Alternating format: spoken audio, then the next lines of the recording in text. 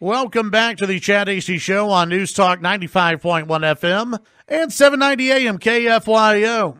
Joining us right now, reporter for the Texas Tribune. You see his writing at texastribune.org. It's Patrick Svitek. Patrick, good morning. How's it going? Good morning, Chad. Hey, thanks for joining us today. Let's start off with SB 4, sanctuary cities. The measure finally making it to the governor's desk, and already we're hearing about possible lawsuits, right? Yeah, absolutely. I think there's a widespread expectation that this is going to be immediately subject to litigation. That was obviously, one of the messages that we heard from Democrats as they, fought this bill, but they from the beginning didn't have the votes to entirely stop it, and so that I think is where the opposition's attention is turning to as soon as the governor signs this into law. Didn't the Democrats, and is their main opposition to the bill and the and I know they've opposed the entire sanctuary cities or anti-sanctuary cities ban since the very beginning, but out of the House, they've been opposed to the to the measure where an officer can just inquire about someone's immigration status if they're lawfully detained. That's the main beef that Democrats seem to have, correct? Yeah, that is correct. I mean, this is the difference between inquiring about someone's immigration status when they're arrested versus detained. Detained is a much lower bar. Democrats and opponents of the legislation argue that could mean that someone who just gets pulled over for having a taillight out could be ultimately subject to deportation, and so that is the provision in the bill that they've really honed in on, and that I think will make up the basis for a lot of these legal challenges that you'll see in the weeks and months to come. Now, weren't there reports that Democrats had a chance to spike I think it was Schaefer's amendment that caused all this, that substituted the language? Didn't Democrats have an opportunity to kind of kill it off? Yeah, there were reports that during the very, very long debate on this bill in the House that there was a deal on the table for Republicans to take this amendment off the table in exchange for Democrats scaling back the number of amendments that they were putting forward.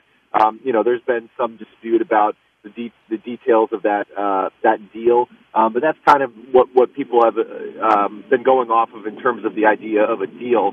And apparently there were some internal divisions among the Democrats of whether to take the deal or whether to hold firm and kind of keep fighting, even though they knew they didn't have the numbers to ultimately stop the legislation overall. And so obviously it was a very emotional debate on the House floor throughout this legislation consideration, and that whole specter of a deal, I think, made it even more kind of intense and emotional.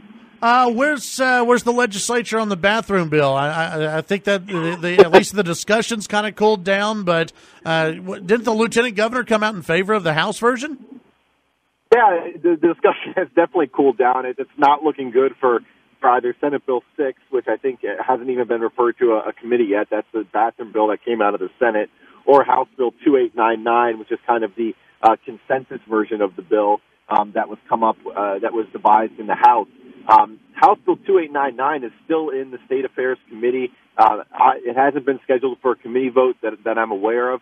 I believe there's a Monday deadline for a bill like that to make it out of the committee. And so it looks like that bill is not going anywhere, and it's continuing to gain co-authors. It's up to 55 co-authors, more than half of the Republican caucus, and that's about two-thirds the way toward the number of votes you need to pass it on the floor. And so, folks, they may not be able to say that there's not enough support out there for it, but this still would be a very politically difficult vote for a lot of members if it made it to the floor. Very interesting. Let's see. What are we heading towards next week? What's the plan for next week and the members of the legislature? Yeah, what I'm keeping an eye on is basically how members complete this checklist that Greg Abbott, the governor, gave them at the beginning of the session, the 4 emergency items. They've already handled Convention of States, sanctuary cities, as we just mentioned. They've still got work to do on ethics reform, and I also believe on the 4th item, which is overhauling the state's child welfare system. And so I think it's going to be really crunch time next week, especially for the ethics reform effort in the House. to get these 4 emergency items completely done. Obviously, those were the top priorities the governor laid out at the beginning of the session. Are you hearing the same thing that other folks have at least tweeted about, if not reported, which is that the governor has, unless it's a budget issue, the governor has no plans of calling a special session if one of his emergency items doesn't get through? Yeah, I mean, I think that he is, publicly and privately saying that, that he has no plans to call a special session. That obviously could just be posturing, not wanting to give lawmakers an out this early on in the final month of the session. But I think that that's his position, and I think that, that was his position last session. But it remains to be seen whether, we get to the end of the month and one of these emergency items isn't completed, whether the governor is willing to call a special session. I think, on ethics reform especially, a very sensitive topic in that regard, because it was one of the emergency items last session and it didn't get done entirely. And so you could see where the governor may be a little frustrated that this may be the second session in a row where it couldn't get done. See, if I were Abbott and I really wanted to get something through, I would call a special session and just turn off the AC in the Capitol. And just say, there's maintenance. There's maintenance issues at the Capitol. This is really bad, but hey, we need a special session. And call everyone back, July, August? Yeah.